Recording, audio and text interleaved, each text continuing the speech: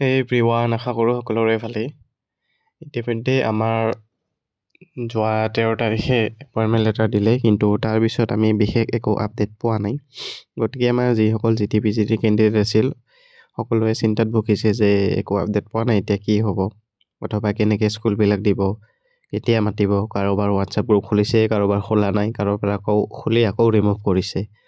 গতিকে এইবিলাক বহুত বেমেজালি হৈ আছে, সকলোৱে ভাবি আছে কি হ'ব।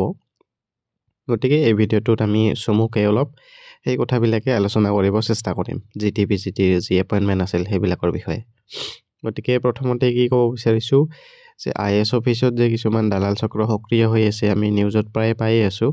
সেইটো কথা হয়, কিছুমান থাৰ্ড পাৰ্টি চেষ্টা কৰি আছে যাতে আমাৰ যি কেণ্ডিডেট আছে তেওঁলোকক কণ্টেক্ট কৰিছে, নাইবা কেণ্ডিডেটে ইফাল খবৰ লওঁতে তেনেকুৱা লিংক পাইছে, যিটো কেতিয়াও সম্ভৱ নহয়। এইটো ডাইৰেক্ট যি DLC আছে, ডিষ্ট্ৰিক্ট লেভেল কমিটি, তেওঁলোকৰ অনুমতি নোহোৱাকৈ একো কৰিব নোৱাৰে আন থাৰ্ড পাৰ্টিয়ে নাইবা বেলেগ কৰ্মচাৰীয়ে।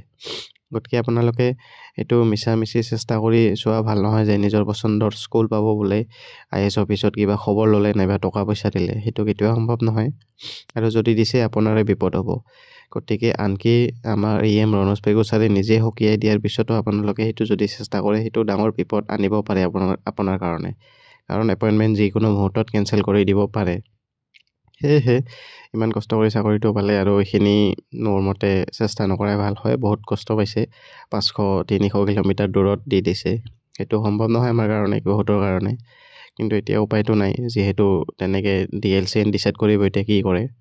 গতিকে আপোনাৰ সেইবোৰ মানুহৰ পৰা সাৱধান থকা ভাল, যিসকলে আপোনাক পইচাৰ দাবী কৰিছে ভাল স্কুল দিবৰ কাৰণে। সেইটোতো উপায় নাই, এতিয়া আমি মানিবই লাগিব চৰকাৰে যি ডিচিশ্যন লয়। ইতিমধ্যে ডিব্ৰুগড় আৰু আন কেইখনমান জিলাত তেনেকুৱা নটিফিকেশ্যনো দি দিব লগা হ'ল যে ইয়াত কোনো দালাল চক্ৰে একো কৰিব নোৱাৰে বুলি। সেয়া কথাটো। এতিয়া যদি আপুনি মন পচন্দৰ স্কুলত নাপায়ও, আপুনি কিন্তু কিছুমান এৰিয়াত মানে খুব সোনকালে মিউচুৱেল পাই যায়, কিছুমানত সময় লাগে বাৰু। সেয়া যি কি নহওক, আপোনাৰ অভিজ্ঞতা হ'ব, এইটো একচেপ্ট কৰি ল'বই লাগিব। বুজিছোঁ সকলোৰে কষ্ট, বহুত দূৰে পাইছে, উজনিখিনি নামনিত পাইছে, নামনিখিনি উজনিত পাইছে। সেয়ে হৈছে খেলি মেলি হৈ গ'ল চব। সেইকাৰণে সকলোৱে মানে চিন্তাত ভুগিছে এতিয়া। তাৰপিছত 7 বছৰ আগত ট্ৰান্সফাৰ নাপাম নেকি বুলি কিছুমানে ভাবিছে। আৰু এনেকুৱা অৱস্থা হৈছে 7 বছৰ পিছতো নোপোৱা চান্স আছে, আৰু এনেকুৱা বহুত পাইছোঁ। বিশেষকৈ LP UPখিনি 10 বছৰ হৈ গৈছে, এতিয়া একো চান্স নাই। IAS অফিচে ঘূৰি থাকিবলগীয়া হৈছে, কাইলৈ পৰা ঘূৰি থাকিবলগীয়া হৈছে, ট্ৰান্সফাৰ নাই। আমি আশা কৰোঁ হাইস্কুলৰ এইটো নহওক, GT-PGT সেই সমস্যাটো নাহক। গতিকে সেইখিনিয়ে কথা আছিল। আৰু খুব সম্ভৱ এই নেক্সট ফ্ৰাইডেৰ আগত আমাৰ লিষ্টখিনি দিব লাগে। লিষ্টখিনি দি নেক্সট উইক চাগে স্কুল জইনিং দিব, মোৰ তেনেকুৱা লাগি আছে। আৰু ইফাল খবৰ লৈছিলোঁ, সেয়ে কৈছে। গতিকে সোমবাৰ মঙলবাৰে চাগে ডিচাইড কৰি বুধবাৰ মানে চাগে পাব্লিছ কৰি দিব যি নটিফিকেশ্যন দিব লাগে। আৰু চাগে বৃহস্পতিবাৰৰ আগত নাইবা বৃহস্পতিবাৰৰ ভিতৰতে চাগে আমাৰ লিষ্টখিনি দিব। আৰু IAS অফিচত মাতি চাগে এপইণ্টমেণ্ট লেটাৰ দিব, নাইবা অনলাইনে কিবা চিষ্টেম কৰিব পাৰে। গতিকে এইখিনি আছিল, আৰু কেইদিনমান আমি ৱেইট কৰিব লাগিব। তাৰপিছত নিজকে মেণ্টেলি ফিজিকেলি প্ৰিপেয়াৰ কৰিব লাগিব, যাতে য'তে নিদিয়ক আমি যাব লাগিব। এতিয়া উপায়টো নাই। সেই আছিল। সকলোকে অভিনন্দন আৰু বেষ্ট উইচেছ থাকিল ভৱিষ্যতৰ কাৰণে, যাতে ভালদৰে নতুন জেগাত এডজাষ্ট হ'ব পাৰে।